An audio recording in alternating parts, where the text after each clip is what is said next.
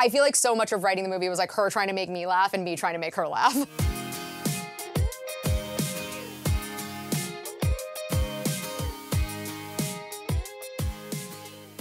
When I was much younger, I wanted to be an actor, but I didn't want to be an actor. I just didn't know that I wanted to be, like, I thought I wanted to be Rachel Bilson, but I really got here and I was like, no, I want to be Josh Schwartz. I was like, I didn't know about Josh Schwartz. So I would say like around like 2021, it's very hard. So I wrote for a while and I was like, oh, nothing's happening. And so I moved to New York. And then when I was like 25, I was like, I'm gonna try this one more time, and that's when I wrote Little Darlings, which became Sweet Vicious. My career is an anomaly, but I am very grateful for the anomaly that it is.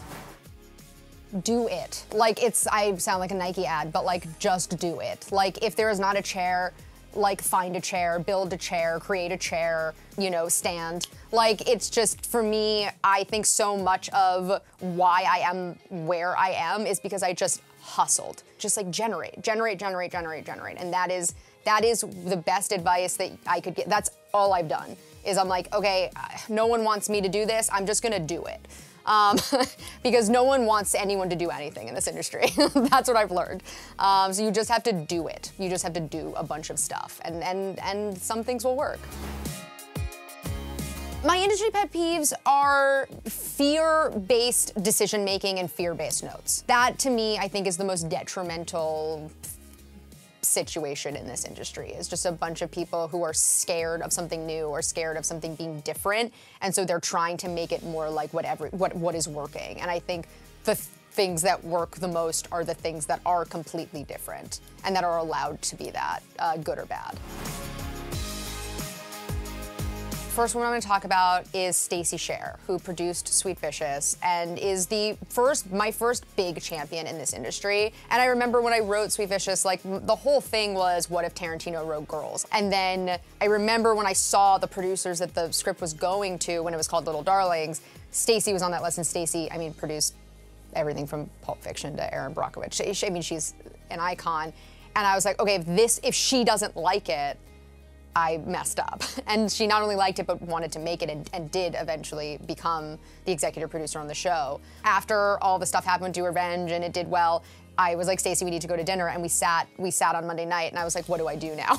And I looked at Stacey and I was like, help. Amanda Lasher, who was my showrunner on Sweet Vicious, who taught me how to be a person that makes things. But she's also like incredibly commanding, and I think as women, we are expected to be a lot of different things, including someone's boss. Like, we're supposed to be your friend, and we're supposed to be your mom, and we're supposed to make you feel better, and we're supposed to, you know, and she is someone that effortlessly does all of those things, but is also like incredibly strong and very good at just being like, here's the boundary, I am your boss, like I am the leader, and this is how you're going to treat me and respect me. On the Do Revenge side, I'll say Hillary Gertler, who's a production designer. The most wonderful human being. She did such an incredible job. Her sets are so beautiful. And she is another person that like I look at and she's just like, she's such an amazing leader. Celeste Ballard, who co-wrote Do Revenge with me, worked on Sweet Vicious with me, the funniest, the most wonderful, and so much of the jokes and being on set was just like, will Celeste laugh at this? I don't know, because I really ignore it.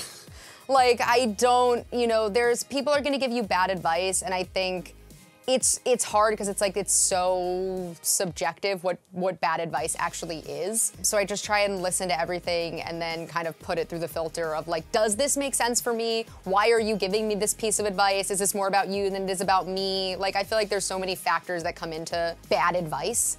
And so, yeah, I don't know. I don't think that I have one that sticks out. I think I have that moment on everything I do. Like, when I was standing on the red carpet of Thor: Love and Thunder, I was like, what? Like, it's like, and I really, but I feel that way when I drive onto a studio lot. Like, I truly am just so amazed by what I get to do and that I get to do it. And there are days where I like completely forget that and complain and I'm cranky. But for the most part, I really try and just kind of come back to what would me at 12 say if she knew what was gonna happen. I would say, honestly, a huge one, directing Sarah Michelle Gellar. like standing, I full out of body, like standing at the monitor, and I was like, don't cry. You are the director. You cannot walk over to her with tears in your eyes and be like, that was so great, can you do it this way? Can you camp it up a little bit more? If you had just come to me when you saw the video, So this is my fault? The video? Of course not. The way you handled it, that leaves much to be desired. There have been so many kind of big and small moments where I'm just like, whoa, this is cool. And I hope I never lose that. I hope that like, as things progress, I'm always just like, kind of amazed that, that I won the lottery in this way. I'm excited to just see where things take me and be a little bit more open to just sitting back and not necessarily having a plan, because I feel like so much of my career has actually been deviating from the path that I thought I was gonna go down. So for me, I'm very excited to have a minute right now to be like, oh, okay, what do I wanna do? What do I wanna write? What do I wanna make?